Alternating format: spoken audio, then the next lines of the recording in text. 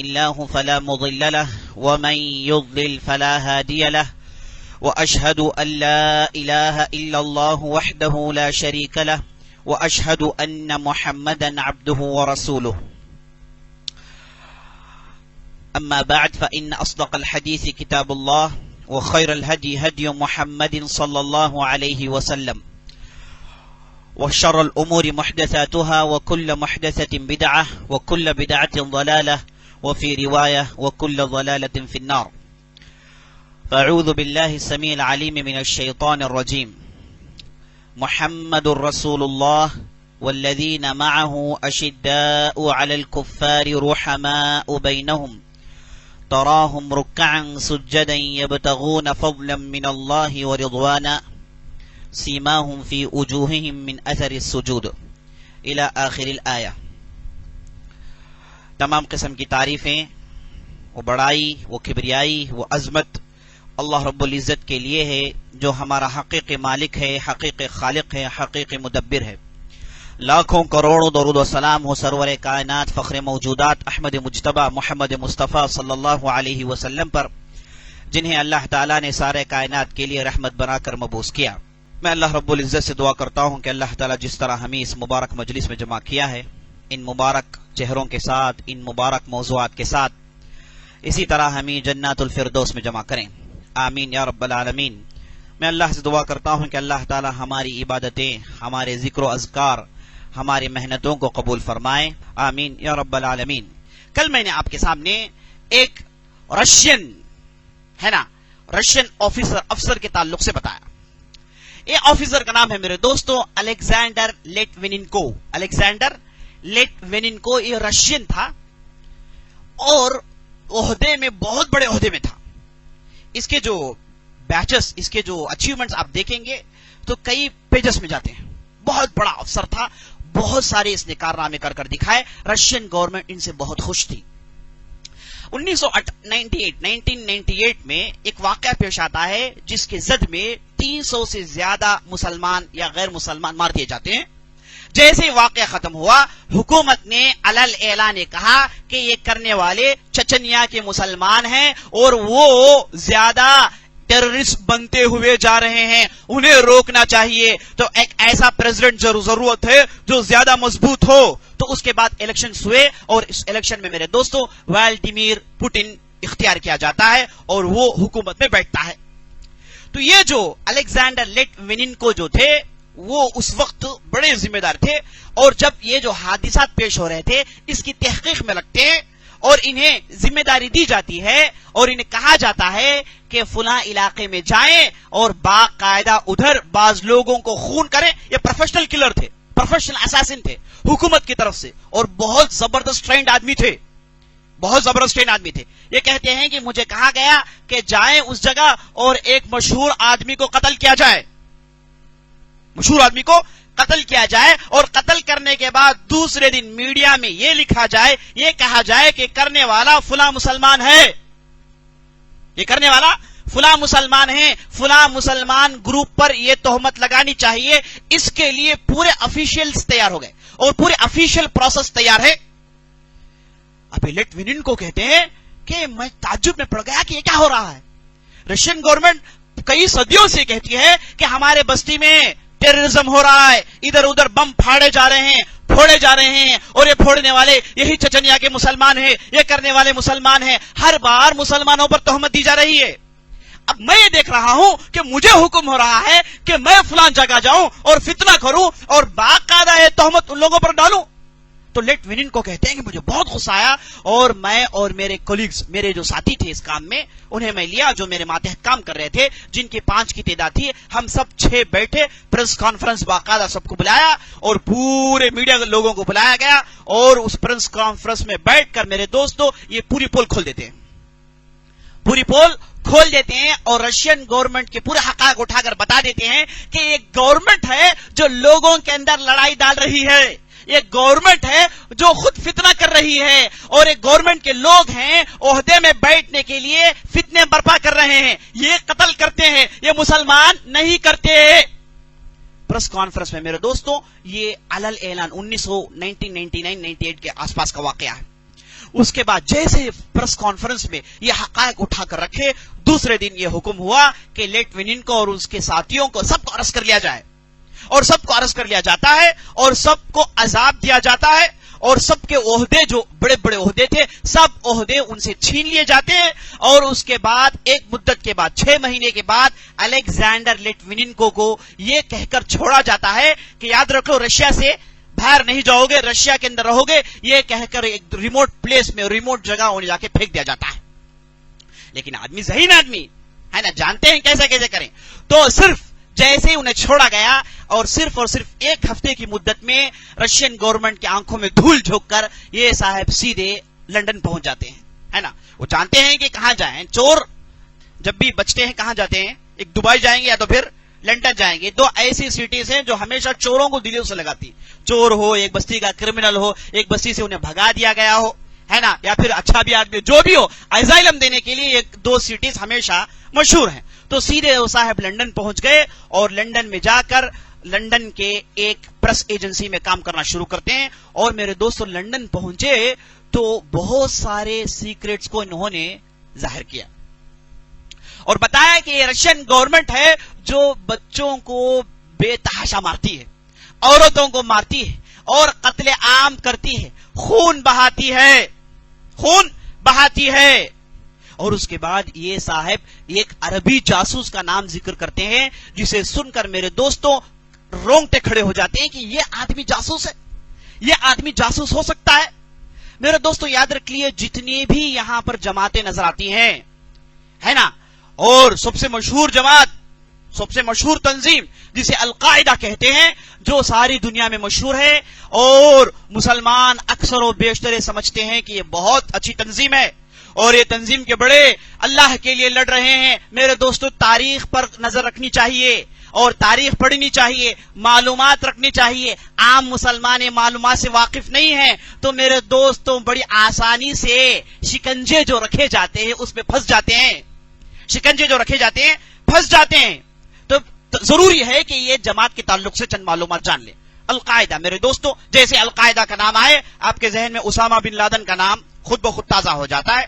یہ القاعدہ کیا ہے، یہ اسامہ بن لادن کون ہے اور عبداللہ العزام کون ہے، ایمن الظواہری کون ہے، جاننا بہت ضروری ہے۔ عام مسلمانوں کے سامنے اس وجہ سے بات میں پیش کر رہا ہوں کیونکہ اس میں نصیحتیں ہیں، عبرتیں ہیں، اور جان لے کہ آپ کس سے مل رہے ہیں، کس کے ساتھ بیٹھ رہے ہیں، کون آپ کو دین سنا رہا ہے، کس کا فتویٰ آپ لے رہے ہیں، کون آپ کو شرح سنا رہا ہے، یہ جاننا بہت ضروری ہے میرے دوستو۔ ہمارے معاشرے میں ہم دیکھتے ہیں کسی بھی داڑھی ٹوپی والے کو دیکھے، اس نے اگر 2-3 حدیثیں سنا دی تو ہمارا معاشرہ کہتا ہے کہ یہ بہت بڑے عالم ہے، اور اس کے بعد یہ صاحب جاسوس نکلتے ہیں، لوگوں کو جمع کرتے ہیں، ان کے ذہنوں کو دھوتے ہیں اور اس کے بعد غلط دہشت گردی سکھاتے ہیں، اسلحہ کے کام سکھاتے ہیں۔ جب یہ لوگ کام کرنے کے لیے تیار ہوتے ہیں یہی صاحب سب کو پھنسا دیتے ہیں۔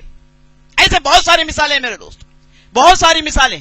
ایک مرتبہ سعودی عرب میں ایک خبر آئی جب میں تھا، خبر یہ ہے کہ ایک صاحب نوجوانوں کو جمع کرتے ہیں، اور جیسے بھی نوجوانوں کو جمع کرتے ہیں سمندر میں دوسرے عام پلیسز میں جمع کر کے انہیں جذبہ چڑھاتے ہیں، جہاد کا جذبہ، لڑنے کا جذبہ۔ کہا جاتا ہے کیا کر رہے ہو تم بستیوں میں سو رہے ہو، دیکھو عراق میں کیا ہو رہا ہے، یہاں کیا ہو رہا ہے، ایسی ویسی باتیں کر کے عام نوجوانوں کو چھڑا جاتا ہے میرے دوستو۔ جب یہ نوجوان چھڑ گئے، جذبے میں آ گئے، نوجوان میرے دوستو عام طور پر جذبے میں آتے ہیں لیکن سوچتے نہیں، علم نہ ہونے کی وجہ سے، درک نہ ہونے کی وجہ سے ہر ایرے غیرے کو مان لیتے ہیں میرے دوستوں، اور اس کے بعد انہیں بھگتنی پڑتی ہے، اور جس نے بہکایا، جس نے چھیڑا وہ کچھ بھی بھوگتا نہیں ہے، وہ دھل جھوک کے نکل جاتا ہے۔ تو ہوا یہ کہ صاحب نے چھیڑا، نوجوانوں کو بولا کہ فلان جگہ ہم جمع ہوں گے، اور جیسے ہی جمع ہو جائیں گے ہم سب مل کے فلان بستی چلے جائیں گے جہاں لڑائی ہو رہی ہے۔ اور فوراً سب جمع ہوئے، رات کے اندھیری میں جمع ہوئے، پروگرامز بنائے گئے کہ ایسے جائیں گے ویسے جائیں گے۔ جب پورے نوجوان جمع ہو گئے، یہ صاحب نے لوگوں کو جو جمع کیا تھا باقاعدہ پولیس کے ساتھ آ کے ادھر اترتے ہیں، کہتے ہیں کہ صاحب کو ارسٹ کر لو، یہ صاحب کو ارسٹ کر لو۔ یہ ایسے نوجوان معاشرے میں ہیں جن کے پاس جذبہ زیادہ ہے۔ اسی لیے آپ کے پاس کوئی آ کر کہے کہ بھائی جہاد پر کرنا ہے، فلان چیز پر کرنا ہے، تو آپ ہرگز اس کی بات مت سنیے۔ اسی لیے اہل علم کی طرف رجوع کیجئے، علم والوں کی طرف رجوع کیجئے، جنہیں آپ جانتے ہیں، جن کی زندگی آپ کے سامنے ہے، جن کا علم معتبر ہے، دلیل کے ساتھ علم پیش کرتے ہیں اور ذہن اور سوچ رکھتے ہیں. ان کے فتوے کے لیے ہر آدمی کے پیچھے نہ جائیں. معاشرے میں بہت سارے ایسے ہیں میرے دوستو، ہو سکتا ہے کہ حکومت کا کھیل ہو سکتا ہے کہ ذہن ان کا پھرا یہ ہو سکتا ہے کہ غلط بات سمجھ رکھے ہوں اور چاہتے ہیں کہ سب کو بناتے پھریں. یاد رکھ لیجئے میرے دوستو، یہ بیوقوف قسم کے لوگ ہیں، کم ذہن لوگ ہیں، کم علم کے لوگ ہیں، نہیں سمجھتے کیا ہو رہا ہے. ہوشیار رہیے. کوئی آدمی آپ کے سامنے آگے کچھ کہے تو اچھی باتیں تو لے لیجئے، ایسی ویسی باتیں کر کے اگر آپ کو بھڑکائے تو کہیے کہ معتبر علماء ہیں، ان کے پاس میں رجوع کروں گا، ان کے پاس فتویٰ لوں گا اور ان کی بات پر عمل کروں گا. ہر ایرے غیروں کو مت جمائیے اور ہر ایرے غیروں کو معتبر ہرگز مت سمجھیے. یہ آدمی کیسے بھی ہو سکتا ہے، جیسے میں نے بتایا، ہو سکتا ہے عین ممکن ہے کہ جاسوس ہو، عین ممکن ہے کہ سر پھرا ہو، عین ممکن ہے کہ مسئلہ نہیں سمجھتا ہو، عین ممکن ہے کہ صرف جذباتی نوجوان ہو، ہے نا. تو میرے دوستو، یہ جو القاعدہ ہے، اب تاریخ ٹریس کرتے جائیں گے تو 1940 پر 5 سیکنڈ ورلڈ وار کے بعد دنیا میں دو بڑی بڑی طاقتیں نمودار ہوئیں. یہ ایک رشیا، دوسرا امریکہ. رشیا اور امریکہ سیکنڈ ورلڈ وار کے بعد بہت بڑے مضبوط حکومتیں مانی جاتی ہیں. اب ہوا یہ کہ امریکہ پہلا ایسا ملک ہے جس نے نیوکلیئر پاور کو اپنایا، اور یہ نیوکلیئر پاور جیسے اپنایا، اس نے بعض بستیوں پر حملہ کیا. 1940 پر 9 میں اس نے ہیروشیما ناگاساکی میں ایسے بام ڈالے کہ وہاں کے لوگ آج بھی بیمار پیدا ہوتے ہیں، ہے نا. میرے دوستو، یہ بڑے ملکوں کا کھیل ہے. وہ لوگ بم بناتے ہیں، بنا لیے بم، استعمال کیا کریں، دو ملکوں کو لڑاتے ہیں. لڑ لیے، کہتے ہیں آپ لو، آپ ڈالو اس کے پر، اس کے پیچھے سے وہ آتا ہے، وہ کہتا ہے کہ تم ڈالو. دونوں بم ٹیسٹ کرتے ہیں اور مر کو رہے ہیں عام پبلک میرے دوستو. اور ملٹری لاکھوں کروڑوں کا خرچہ کر کے ملٹری بنا لیتے ہیں، ہے نا. ملٹری کی امت ہے، خاموش بیٹھے رہے گی. ملٹری لڑاتے ہیں دو ملکوں کو، 3 ملکوں کو لڑاتے ہیں. اس کے بعد ملٹری سے کہتے ہیں کہ جاؤ ٹریننگ لے لو. یہ ملٹری جاتے ہیں، اور یہ ملٹریوں کے ساتھ میرے دوست امریکہ نے ایک نیا کانسیپٹ ایجاد کیا ہے. ہالی ووڈ کو اس نے جوڑ دیا. کسے جوڑ دیا؟ ملٹری اور کسے جو ہے، دونوں کے درمیان، کس کے درمیان؟ ہالی ووڈ کو جوڑ دیا. کیوں؟ آپ ہنسیں گے، یہی حقیقت ہے. یہ ملٹری جا کے حملہ کرتی ہے، فلیٹ میں بم ڈالتی ہے، یہ پورا کیپچر کرتے ہیں اور فلموں میں دکھاتے ہیں. ایک ایک فلم کے کروڑوں پیسے لیے جاتے ہیں، ہالی ووڈ لیتا ہے. باقاعدہ مزہ کس پر حملہ ہو رہا ہے؟ عام پبلک پر میرے دوستوں. مر کو رہے، عام پبلک مر رہی ہے. تو اس لیے میرے دوستوں، یہ حقیقت جاننا ضروری ہے. تو امریکہ اور رشیا، امریکہ نیوکلیئر پاور بنایا، ہیروشیما ناگاساکی میں ڈالا، اور ڈال کر رشیا سے بتا دیا کہ دیکھو میرے پاس نیوکلیئر پاور ہے، مجھ سے ڈر کر رہنا. اب رشیا چند دنوں کے بعد اس نے ایک بم بنا کے قزاقستان میں ڈالا، ہزاروں لوگ مر گئے. اب وہ یہ کر کے امریکہ سے کہنے لگا، دیکھ تو فقط نہیں ہے، میں بھی اس میدان میں ہوں، تو فقط نہیں ہے، میں بھی اس میدان میں ہوں. اب دونوں ملکوں کے ذہن میں بات آ گئی کہ دونوں نیوکلیئر پاور کے ہیں، دونوں طاقتور ہیں، اگر لڑ لیں تو پوری دنیا برباد ہو جائے گی، یہ بھی برباد ہو جائیں گے، وہ بھی برباد ہو جائیں گے. تو اس لیے بم بنا کے رکھ لیے، لڑے نہیں. لڑنے کا ٹیکٹکس انہوں نے بدلا لیا. 1940 پر 9 کے بعد سے 1980 پر 9 تک یہ 40 سال کی مدت میرے دوستو کولڈ وار کی لڑائی رہی. کولڈ وار مطلب نرمی کے ساتھ لڑائی. امریکہ ایک دوسرے ملک کو چھیڑے گا، اب وہ ملک ایک دوسرے ملک کو چھیڑے گا، دو ملک لڑ لیں گے، رشیا کے اس ملک کا سپورٹ کرے گا اور امریکہ جائے گا اس ملک کو سپورٹ کرے گا.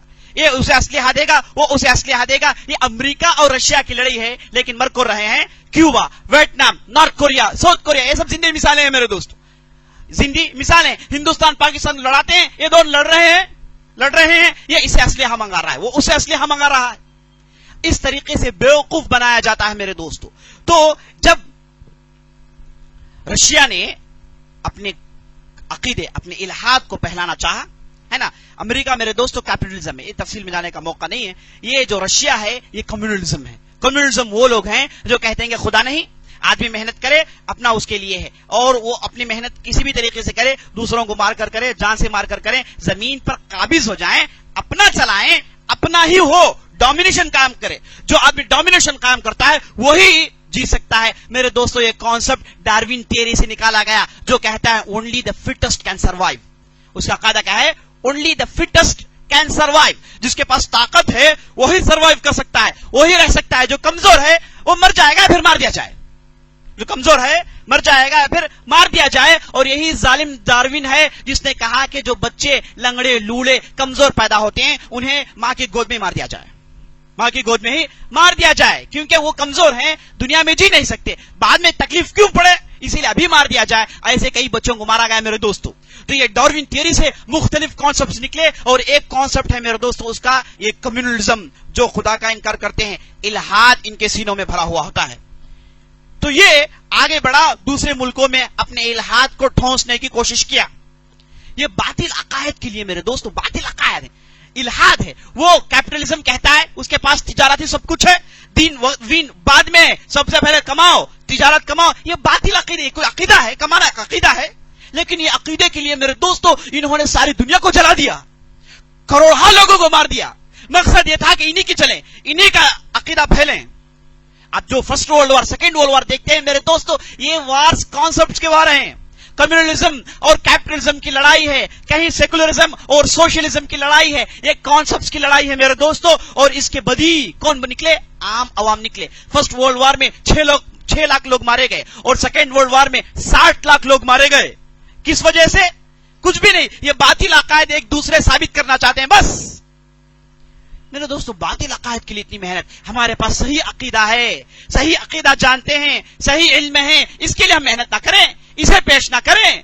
نہیں, یہ خون کے ذریعے سے نہیں, خون بہاتے ہوئے نہیں, امن کے ذریعے سے, صحیح جدال کرتے ہوئے, صحیح منہج کے بنیاد پر ہمیں عقیدہ کیوں نہیں پیش کرے میرے دوستو. ان واقعات سے ہم کو عبرت ملتی ہے. بہرحال یہ رشیا اور امریکہ, یہ دو آپس میں کولڈ وار لڑنے لگے. یہ فلاں کو مدد کرتا ہے, فلاں اسے مدد کرتا ہے, یہ اسلحہ سپلائی کرتا ہے, یہ ملٹری سپلائی کرتا ہے. یہ دونوں اپنی طاقت ثابت کرنے کے لیے سب کچھ کیے. تو امریکہ نے ایک پروگرام بنایا. اسے معلوم تھا کہ افغانستان اور قزاقستان اس علاقے کو اگر پکڑ لیا جائے تو USSR کو توڑ دیا جا سکتا ہے, رشیا کی طاقت کو توڑ دیا جا سکتا ہے. تو 1980 کے آس پاس امریکہ نے باقاعدہ جو مجاہدین افغانستان میں تھے انہیں چھیڑتا ہے, اور باقاعدہ انہیں کہا جاتا ہے کہ دیکھو یہ الہاد پھیلانے کے لیے تمہارے بستی میں آ رہے ہیں, تم ان کے خلاف کیوں نہیں لڑتے. تو وہاں جو قبائل کے لوگ تھے وہ لوگ اٹھے, لڑے, اور وہ لوگ کافی تھے, ایسے جنگجو قسم کے لوگ تھے کہ بڑی آسانی سے ہرا سکتے. لیکن امریکہ نے چاہا کہ سارے مسلم ورلڈ کو انوالو کریں, اور باقاعدہ اس نے عربی ممالک کو داخل کیا, سعودی عرب کو داخل کیا, اور اس زمانے میں یہ اعلان کیا گیا کہ ملک سے سب نکلے, وہاں افغانستان میں جہاد ہو رہا ہے, ملحدین کے خلاف لڑائی ہو رہی ہے. تو امریکہ نے باقاعدہ اس وقت آفیشیل طور پر سیل مار کر جتنے بھی لوگ ادھر سے لڑنے کے لیے گئے سب کے لیے مجاہدین کا استعمال کرتا ہے, اور عرب ممالک سے کہا جاتا ہے کہ تم بھی مجاہد کہیں. اور یہ بہت بڑی تعداد گئی, جبکہ وہاں جو تعداد تھی کافی تھی, لڑ سکتے تھے, ٹرینڈ لوگ تھے. یہاں کے عوام گئی, بہت بڑی تعداد گئی, اور ادھر جا کے وہ لڑے, اور اللہ تعالیٰ نے جیت دی, اور رشیا کو انہوں نے توڑ دیا. اور 1980 کے آس پاس لڑائی جیت لیتے ہیں. اور لڑائی جیتنے کے بعد یہ جو مجاہدین جو عرب کے گئے تھے یہ سمجھ رہے تھے کہ اب ہماری عزت ہوگی, ہم نے واقعی لڑائی لڑی ہے, واقعی جیت حاصل کی ہے. یہ جب اپنے ملک کو واپس آئے یہ سمجھ رہے تھے کہ عوام ان کا استقبال کرے گی, لوگ ان کا استقبال کرے گی. لیکن جب ملک میں داخل ہوئے ان کے انتظار میں میرے دوستو جیل کے سلاخ خانے انتظار کر رہے ہیں. انتظار میں کون ہے؟ جیل میں. جو بھی گئے سب کو جیل میں ڈال دیا گیا, اور یہ کہا گیا کہ یہ لوگ مجرم ہیں, جبکہ چند دن پہلے انہیں مجاہد کہا گیا. لیکن اب کیا کہا جاتا ہے؟ یہ لوگ ٹیررسٹ ہیں. اصل مقصد یہ تھا کہ یہ لوگ جو گئے جہاد کا مزہ انہوں نے چکھ لیا. آج رشیا کو انہوں نے توڑا ہے تو کل ضرور امریکہ کے توڑ سکتے ہیں. تو امریکہ نے دوبارہ چال چلا, اور یہ جو معصوم لوگ گئے تھے جنہیں اٹھا کر اس نے بھیجا, اور واپس جب آئے سب کو جیل خانوں میں ڈال کے انہیں بند کر دیا, اور بہت سارے لوگوں کو ختم کر دیا گیا میرے دوستو. اس طریقے سے امریکہ چاہتا تھا جنہیں استعمال کر کے مارا گیا انہیں بھی مار دیا جائے, اور انہیں بھی مار دیا جائے, اور ایک پتھر میں 2 پھل گرا لیں. اور اس اعتبار سے یہ سوچ کر امریکہ نے کیا. جب عرب مجاہدین گئے لڑ کر واپس آئے, اور جب دیکھے کہ جیل خانے میں ڈالا جا رہا ہے تو بعض لوگ بچے, اور بعض لوگ بچ کر پھر افغانستان واپس چلے گئے میرے دوست. ان میں سے اسامہ بن لادن ایک آدمی ہے جو محمد بن لادن کے فرزند تھے. محمد بن لادن وہ آدمی ہے جو سعودی عرب کے بہت بڑے مالداروں میں سے شمار کیا جاتا ہے, بلکہ سعودی عرب کے آپ جتنی بھی عمارتیں دیکھتے ہیں سب یہی گروپ بنتی ہے, اور بہت مالدار لوگ ہیں. کہا جاتا ہے کہ جب اسامہ بن لادن کی عمر 10 سال کی تھی، یہ دنیا کے بہت بڑے مالداروں میں شمار ہوتے تھے. ان کے والد نے اتنی پراپرٹیز 10 سال کے بچے کو دی کہ ساری دنیا کے بڑے بڑے مالداروں میں ان کا شمار ہوتا تھا. آج بھی ان کی زمینیں، آپ مکہ میں چلے جائیے، مزدلفہ سے پیچھے نکلیے، مکہ میں میرے دوستو اگر کسی کے پاس 200-300 اسکوائر فٹ ہو تو سمجھیے کہ اس کی پیڑھی کھائے گی. اب یہ صاحب کہ آپ ٹنل سے نکلیے باہر، اس طرف سے 5 کلومیٹر، اس طرف سے 5 کلومیٹر، پوری زمین خالی ہے، اور پوری کس کی ہے؟ اسامہ بن لادن کی ہے. 5 کلومیٹر کی زمین ہے عین سٹی مکہ میں. تو تصور کریں کہ کتنے مالدار تھے، اتنے مالدار تھے. اب یہ نوجوان جب گیا مجاہدین کے ساتھ لڑا تو وہاں کے جو گروپ تھے انہوں نے چاہا کہ استعمال کریں، ان کے مال کو استعمال کریں، بہت سارا پیسہ لا سکتا ہے، ہر چیز اسے استعمال کر سکتے ہیں. تو یہ جو مجاہدین عرب میں آئے تھے واپس افغانستان چلے گئے، چاہتے تھے کہ دوبارہ لڑائی شروع ہو اور یہ جو انہیں سلاخ میں ڈالے اس کے پیچھے امریکہ ہے، اب ہمارا دشمن امریکہ ہے. یہ کہہ کے میرے دوستو ادھر لوگ جمع ہو گئے. 3 شخصیتیں اہم، ایک عبداللہ عزام، ایک اسامہ بن لادن اور ایک ایمن ظواہری. یہ 3 اہم شخصیتیں تھیں. ان تینوں نے مل کے، بلکہ ایمن ظواہری سے پہلے عبداللہ عزام اور اسامہ بن لادن یہ 2 ملے ہوئے تھے. اور عبداللہ عزام وہ آدمی ہے جو پورے عرب مجاہدین کے سردار تھے، اور یہ عالم تھے. فلسطین سے ان کا تعلق تھا، اور یہ اصول الفقہ میں انہوں نے ایم فل کیا، اور اصول الفقہ میں پی ایچ ڈی حاصل کیے، اور بہت بڑے علوم شرعیہ کے ماہر تھے میرے دوستو. ذہین آدمی تھے، سلجھے ہوئے ذہن کے آدمی تھے. اور یہ اسامہ بن لادن جو صاحب تھے یہ شرعی عالم نہیں تھے، جاہل آدمی تھے. اور اس کے بعد ان کی پڑھائی بھی کوئی مارکیٹنگ فیلڈ کی پڑھائی تھی، اس میں انہوں نے بیچلر ڈگری حاصل کی. یہ کوئی شرعی عالم نہیں تھے. فتوی دینے کا حق انہیں نہیں ہے، کسی کے خلاف جہاد کا اعلان کرنے کا حق ان کے پاس نہیں ہے، کیونکہ شرعی علم سے غافل ہیں، جاہل آدمی ہیں. قرآن کی بعض آیتیں جانتے ہیں، بعض احادیث جانتے ہیں جو عربی ہونے کی وجہ سے خود بخود جان لی جاتی ہے نا. عالم نہیں تھے. یہاں بات غور کرنے کی یہی ہے کہ عبداللہ عزام عالم آدمی ہے، اسامہ بن لادن عالم نہیں ہے، اور عبداللہ بن عزام پورے مجاہدین کے سردار ہیں، ہے نا. تو یہ لوگوں کو گائیڈ کر رہے تھے. واپس مجاہدین افغانستان میں پہنچے تو عبداللہ بن عزام انہیں گائیڈ کر رہے تھے، انہیں قابو میں رکھ رہے تھے، انہیں بتا رہے تھے کہ کیا کرنا ہے کیا نہیں کرنا ہے. اب یہ وہ زمانہ تھا میرے دوستو جب کوئی قاعدہ نہیں تھا، جب کوئی القاعدہ وقاعدہ کچھ نہیں تھا. یہ مجاہدین ہے ایک زمانے میں ریکگنائز لڑ رہے تھے، اب واپس آئے، اب افغانستان میں ہے، اور افغانستان میں منافقین اور ان کے درمیان لڑائی ہو رہی، بس یہی ہو رہا تھا. اس وقت عبداللہ العزام سردار بنے ہوئے تھے. لیکن میرے دوستو اچانک کہیں سے چند دنوں کے بعد اسامہ بن لادن اور عبداللہ بن عزام کے درمیان اختلافات پڑتے ہیں. عبداللہ بن عزام کہتے ہیں کہ فلان چیزیں کرنی نہیں ہے، فلان چیز جائز نہیں ہے، بے تحاشا خون بہانا جائز نہیں ہے، سب کے لیے اصول ہیں، سب کے لیے احادیث ہیں، سب کے لیے قیود ہیں. تو اسامہ بن لادن نوجوان آدمی تھے، اچھل رہے تھے، لیکن عبداللہ بن عزام انہیں دبائے رکھے تھے. اور اس کے بعد اسامہ بن لادن کے تعلقات ایمن ظواہری سے شروع ہو جاتے ہیں. یہ واقعہ میرے دوستو 2000 کے پہلے کا ہے. اب یہ 3 ہیں سردار لوگ عبداللہ بن عزام کو مانتے ہیں.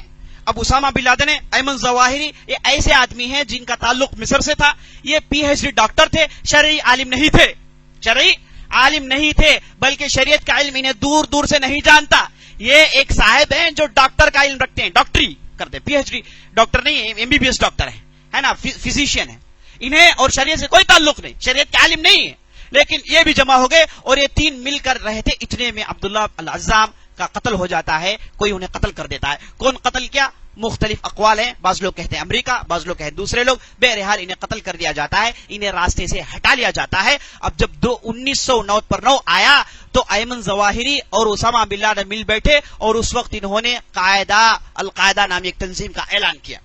اب ایمن ظواہری یہ صاحب جاہل ہونے کے ساتھ ساتھ بہت جذباتی تھے، اور انہوں نے اسامہ بن لادن کو یہ سمجھا دیا کہ دیکھو کفار چاہے جیسے بھی سب کو مار سکتے ہیں. میرے دوستو اسلام کے خلاف قول ہے، کتاب و سنت کے خلاف فتویٰ ہے. یہ انہوں نے کہا اسامہ بن لادن سے کہ آپ دیکھیے امریکہ سب کو مار رہا ہے، سب کا خون بہا رہا ہے، کسی کا بھی خون بہا سکتے ہیں، کافر کا خون بہا سکتے ہیں. ضروری نہیں کہ ان کے ساتھ معاہدہ ہوا ہو یا نہیں ہوا ہو، کسی کو بھی خون کر سکتے ہیں. کافر ہے تو مار دو، یہودی ہے تو مار دو، عیسائی ہے تو مار دو، بچہ ہو بوڑھا ہو کچھ بھی مسئلہ نہیں. جبکہ میرے دوستو یہ ایسا فتویٰ ہے، اسے آپ قرآن حدیث کے سامنے رکھ کر دیکھتے ہیں تو بالکل مخالفت نظر آتا ہے. آپ صلی اللہ علیہ وسلم ایک حدیث میں کہتے ہیں انطلقوا بالله بسم الله وبالله وبسنة رسول الله ولا تقتلوا شيخا فانيا ولا طفلا صغيرا ولا امرأة ولا تغلوا ضموا غنائمكم واحسنوا ان اللہ يحب المحسنین. ابو داؤد کی روایت ہے، بالکل صحیح روایت ہے میرے دوستو. آپ صلی اللہ علیہ وسلم کہتے ہیں اے لوگو، جب ایک وفد کو جمع کیے، انہیں لڑائی کے لیے بھیج رہے تھے، جہاد کے لیے بھیج رہے تھے، آپ صلی اللہ علیہ وسلم ان سے کہا کہ جاؤ، لڑنے کے لیے جاؤ، اللہ کے نام پر جاؤ، سنت نبی صلی اللہ علیہ وسلم عمل کرتے ہوئے لڑو. یاد رکھو، بوڑھے لوگوں کو مارنا نہیں ہے، بچوں کو مارنا نہیں ہے، بچوں کو مارنا نہیں ہے، عورتوں کو مارنا نہیں ہے، بلکہ لڑائی ہو جائے تو احسان کے ساتھ لڑو. جہاں تلوار استعمال کرنا ہے وہاں استعمال کرو، جہاں ضرورت ہے وہاں استعمال کرو. ہر آدمی کو بے تحاشا مار کر گرانا یہ اسلام کا طریقہ نہیں ہے میرے دوستو. ہم نے خبیب بن عدی کے واقعے میں دیکھا، ان کے پاس ایک مستورہ تھا اور بچہ ان کے پاس آ گیا تھا، کافر بچہ تھا. اگر کافر بچے کو مارنا تھا تو خبیب کیا کرتے؟ خبیب مار کر نکل جاتے. لیکن خبیب کیا کہتے ہیں کہ نبی صلی اللہ علیہ وسلم نے ہم کو یہ نہیں سکھایا ہے بچوں کو مارے، کافر بچہ ہے تو بھی مار سکتے ہیں. اسلام اسے حرام قرار دیتا ہے میرے دوستو. من قتل نفسا بغیر نفس کانما قتل الناس جميعا. یاد رکھ لیں، جو آدمی بے تحاشا بغیر کسی دلیل کے کسی کا خون بہاتا ہے تو یاد رکھ لیں اس نے ساری انسانیت کا قتل کر دیا. خون بہانا ناحق، اس کے خلاف میرے دوستو اسلام سے مضبوط کوئی دین نہیں ہے. خون کا بے تحاشا بہانا جائز نہیں ہے. اگر کوئی بہائے تو یاد رکھ لے یہ بہت بڑا گناہ ہے، بہت بڑا گناہ ہے. بے تحاشا کسی کا خون بہانا بہت بڑا گناہ ہے. نبی صلی اللہ علیہ وسلم کہتے ہیں یہ مومن اپنے ایمان میں رہتا ہے جب تک وہ خون نہیں کرتا. حرام خون کر لے اس کا ایمان ڈاوان ڈول ہے، اب گارنٹی نہیں کہاں جائے گا. اور نبی صلی اللہ علیہ وسلم نے، اللہ تعالیٰ نے قرآن میں کہا اگر کوئی آدمی ناحق قتل کرے اس کے لیے کیا ہے؟ خالدا مخلدا فیہا لعنت اللہ، اللہ کی لعنت اس پر ہے اور جہنم میں ایک طویل مدت رہے گا اور اللہ کا غضب اس پر ہے، اللہ کی لعنت اس پر ہے اگر کسی نے ناحق خون بہایا. تو یہ قرآن ہے میرے دوستو، یہ حدیث ہے جو چیخ چیخ کر کہہ رہی ہے ناحق خون بہانا جائز نہیں. تو آج ہم دیکھ رہے ہیں ISIS کے نام سے جو خون بہایا جا رہا ہے. یاد رکھ لیجئے میرے دوستو اسلام اور ان لوگوں سے کوئی تعلق نہیں. یہ جو بھی کرتے ہیں اسلام کے خلاف ہیں، اسلام اس کے برعکس تعلیم دیتا ہے. تو بتا یہ رہا تھا میرے دوستو یہ ایمن ظواہری ہیں جنہوں نے اسامہ بن لادن کو یہ سمجھا دیا، ان کے ذہن میں ڈالا. ایک جاہل دوسرے جاہل کو سمجھا رہا کہ خون بہانا جائز، یہ دیکھو کفار مار رہے ہیں، سب کو مارو بغیر کسی تمیز کے، بغیر کسی سپریشن کے، جو بھی ملے مارو انہیں. تو یہ فتویٰ اسامہ بن لادن کے ذہن میں ڈالا گیا. اس کے بعد القاعدہ کے نام سے ایک تنظیم کا اعلان ہوا. اس کے بعد 2000 میں دیکھتے ہیں میرے دوستو ہر جگہ بم پھٹ رہے ہیں، نیروبی میں، الجزائر میں، اس کے بعد تونس میں، پاکستان میں، سعودی عرب میں، کویت میں، دبئی میں، اور اس کے بعد لندن میں، اور اس کے بعد دارالسلام میں. یہ مختلف صرف ایک سال میں مختلف جگہ بم پھاڑے گئے اور بہت سارا خون بہایا گیا میرے دوستو. مرنے والے مسلمان بھی تھے، غیر مسلمان بھی تھے، اس میں معصوم لوگ تھے جو ایک ایمبیسی میں ٹھہر کر اپنے علاج کے لیے جانا چاہتے تھے. بم پھاڑا گیا، سب کو مار دیا گیا میرے دوستو. اور اس سب کے پیچھے باقاعدہ جب بم پھوڑا جاتا ہے یہ لوگ القاعدہ والے میڈیا میں آ کر کہتے ہیں کہ ہم اس لڑائی کو، یہ جو ہم کیے ہم قبول کرتے ہیں. کیا کہتے ہیں میڈیا میں آ کے؟ یہ جو ہوا ہے خون بہایا گیا ہے اسے ہم قبول کرتے ہیں، ہم نے خون بہایا ہے. اس طریقے سے میرے دوستو یہ لوگ جذباتی لوگ جاہل لوگوں کے فتوے سن کر ایسے خون بہاتے ہوئے پھر رہے ہیں میرے دوستو. یاد رکھ لیجئے یہی القاعدہ سے ISIS کی جماعت نکلی ہے جو بے تحاشا خون بہاتے ہیں. آپ غور کرتے جائیں، پوری تاریخ پڑھتے جائیں، جہاں کہیں بھی مجاہدین اس علاقے کے مجاہدین لڑ کر جیت جاتے ہیں یہ دو جماعتوں میں سے ایک جماعت کودتی ہے اور مسئلہ جو بنا ہوا تھا اسے بگاڑ دیتی ہے. اب ان قریب آپ دیکھتے ہیں شام میں وہاں کے جو لڑائی لڑ رہے تھے اور وہ بشار اسد کے خلاف تقریباً حاوی ہو گئے تھے، لیکن اچانک سے داعش ISIS والے آئے اور ایسا خون بہایا کہ معاملہ جو بنا اسے انہوں نے بگاڑ دیا. اب یہی ہم مالی میں دیکھتے ہیں، طواریقہ کے ساتھ امن قائم ہو گیا تھا، مسلمانوں کے ہاتھ میں بات آ گئی تھی، لیکن یہ جماعت چھلانگ لگاتی ہے اور بے تحاشا خون بہاتی ہے اور معاملہ جو بنا ہوا تھا اسے بگاڑ دیتی ہے. یہی ہوا، تاریخ اٹھا کر دیکھیے آپ. تو یہ لوگ کام بگاڑتے ہیں، کام بناتے نہیں. بوسنیا میں جاتے ہیں وہاں امن قائم ہو جاتا ہے اور حکومت سے سلم میں آ جاتے ہیں، امن میں آ جاتے ہیں، یہ جا کر فتنہ ڈال کے پھر لڑاتے ہیں اور خون خرابہ ہوتا ہے اور مسلمان بیچارے مرتے ہیں اور عام لوگ مرتے ہیں. مقصد یہ ہے کہ فتنہ چلتے رہے، یہ سلسلہ جاری رہے. تو میرے دوستوں یہ تمام چیزوں کو ذہن میں رکھ کر آپ کتاب و سنت کی تعلیم دیکھیں گے اور اس کے بعد میرے دوستوں نبی صلی اللہ علیہ وسلم کیا کہتے ہیں دیکھیں گے تو ہم کو معلوم ہوتا ہے کہ یہ القاعدہ ہو یا پھر ISIS ہو، یہ ایسے لوگ ہیں جو جہالت پر مبنی ہے. اور آپ دیکھتے ہیں کہ دونوں بڑے کیا ہیں؟ دونوں صریح جاہل ہیں اور دونوں جہالت کی بنیاد پر فتویٰ دیتے ہیں اور اس کے بعد ایسے ایسے دلیل لاتے ہیں. بڑے علماء کے پاس وہ دلیل نہیں چلتی. جب علماء یہ دلیل نہیں مانتے تو فوراً پر تہمت لگایا جاتا ہے کہ یہ بادشاہ کے عالم ہے، یہ دنیا پسند عالم ہے، یہ کہہ کر انہیں ہٹایا جاتا ہے. میرے دوستو حذیفہ بن یمان ایک ایسے صحابی ہیں میرے دوستو جو آپ صلی اللہ علیہ وسلم کے پاس ہمیشہ شر کے تعلق سے پوچھتے تھے اور وہ خود کہتے ہیں دوسرے صحابہ آتے آ کر خیر کے تعلق سے پوچھتے اللہ کے رسول خیر فلاں فلاں کیسے خیر حاصل کرے، اچھائی کس میں ہے. لیکن میں ایک ایسا صحابی تھا میں نبی صلی اللہ علیہ وسلم کے پاس جاتا تو صرف شر کے تعلق سے پوچھتا، فتنوں کے تعلق سے پوچھتا. ایک مشہور حدیث ہے جس میں حذیفہ بن یمان نبی صلی اللہ علیہ وسلم سے پوچھتے ہیں اللہ کے رسول آپ دیکھ رہے ہیں کہ ہم امن میں ہیں، خیر ہے چاروں طرف، اے اللہ کے رسول اس خیر کے بعد کوئی شر ہے؟ اس خیر کے بعد کوئی شر ہے؟ تو نبی صلی اللہ علیہ وسلم کہتے ہیں کہ ہاں شر ہے. اس کے بعد حذیفہ بن یمان پوچھتے ہیں اے اللہ کے رسول اس شر کے بعد پھر خیر آئے گا؟ نبی صلی اللہ علیہ وسلم کہتے ہیں کہ ہاں آئے گا. فیہ دخن تعریف منہ وتنکر، اور اس کے بعد جب خیر آئے گا تو اس میں ایک عجیب قسم کی کمزوری ہوگی، اچھائی کا حکم دیا جائے گا، برائی سے روکا جائے گا. اس کی تفسیر مختلف اقوال ہیں، ہم اس میں جانا نہیں چاہتے. اس کے بعد حذیفہ بن یمان نبی صلی اللہ علیہ وسلم سے پوچھتے ہیں اللہ کے رسول یہ شر کے بعد پھر خیر آئے گا؟ یہ خیر کے بعد پھر شر آئے گا؟ نبی صلی اللہ علیہ وسلم کہتے ہیں کہ ہاں اس خیر کے بعد شر آئے گا. اور حذیفہ رضی اللہ عنہ پوچھتے ہیں اللہ کے رسول اگر یہ شر آ جائے تو ہم کیسے رہیں؟ یہ شر آ جائے تو کیسے رہیں؟ یہ شر پسند کیسے ہوں گے؟ تو نبی صلی اللہ علیہ وسلم کہتے ہیں وَهُمْ بَنُو جِلْدَتِنَا يَتَكَلَّمُونَ بِلُغَتِنَا، وہ ہم میں سے ہوں گے، یہ جو شر پھیلانے والے ہوں گے چوتھی مرتبہ وہ ہم میں سے ہوں گے اور ہماری زبان بات کریں گے.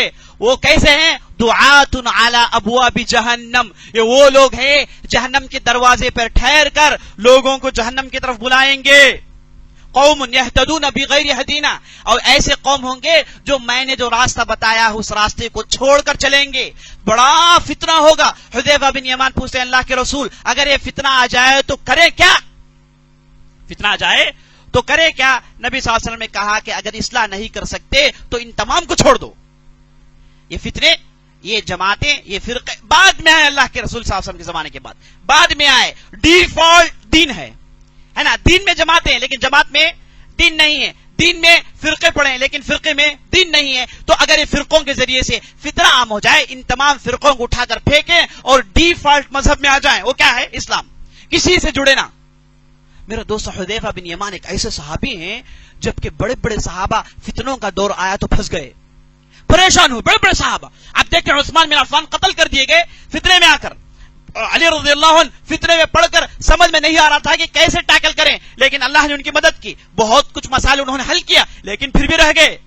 تو بڑے بڑے میرے دوستوں صحابہ پریشان ہو رہے تھے. حذیفہ بن یمان ایک ایسے صحابی ہیں علم ہونے کی وجہ سے بڑے چین و سکون سے تھے، بڑے آرام سے تھے، یہ فتنے میں نہیں پڑے اور سب سے ہٹ کر رہتے تھے اور باقاعدہ اپنا کام جاری رکھے. جہادوں میں جاتے، معرکوں میں جاتے، اپنا ایمان کا ثبوت دیتے، ان فرقوں میں داخل نہیں ہوتے. تو حذیفہ بن یمان میرے دوستو صحابی اور میں نے جو واقعات آپ کو سنائے دونوں کا گہرا تعلق ہے. فتنوں کے دور میں اسلام کی طرف لوٹائیں، اہل علم کی طرف لوٹائیں، ان سے فتویٰ پوچھیں، صحیح راستے پر چلیں.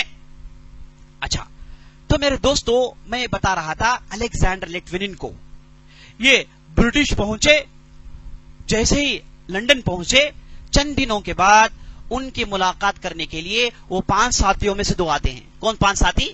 جو پرنس کانفرنس میں بیٹھ کے ان کے ساتھ دے رہے تھے اس میں سے 2 ساتھی آتے ہیں اور ان کے ساتھ ایک کپ چائے پینے کا مطالبہ کرتے ہیں.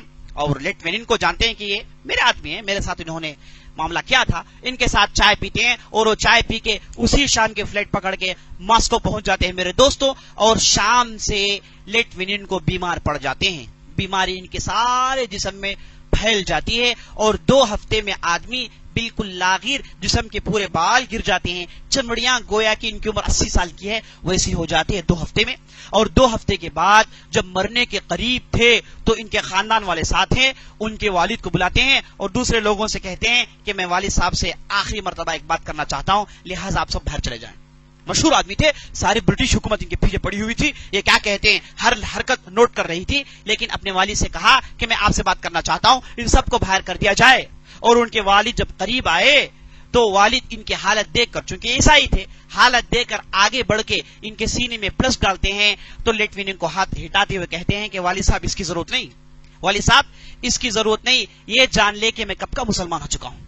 کہتے ہیں کہ میں کب کا مسلمان ہو چکا ہوں، میں کبھی کا میں نے شہادت کہہ دیا ہے، میں مسلمان ہو چکا ہوں. اسی لیے میرے دوست الیگزینڈر لیٹوینن کو رحمۃ اللہ علیہ کہیے، آپ بالکل آپ کے لیے جائز ہے. تو الیگزینڈر لیٹوینن کو کہتے ہیں والد صاحب اس کی ضرورت نہیں، میں مسلمان ہو چکا ہوں، اگر میں مر جاؤں تو میرا دفن مسلمانوں کے قبرستان میں کریں، آپ مسلمانوں کے قبرستان میں کریں. والد کے ہوش و حواس نہیں رہتے، لیکن پھر بھی اس حالت میں کہتے ہیں کہ بیٹا جو تو بھی کرتا ہے، تیرے ذہن کو میں جانتا ہوں، تو بہت 40 پر 4 سال ہے، اور والد صاحب بچپن سے جانتے، بڑا ذہین آدمی تھا، کیسے سے ترقی کی جانتے ہیں.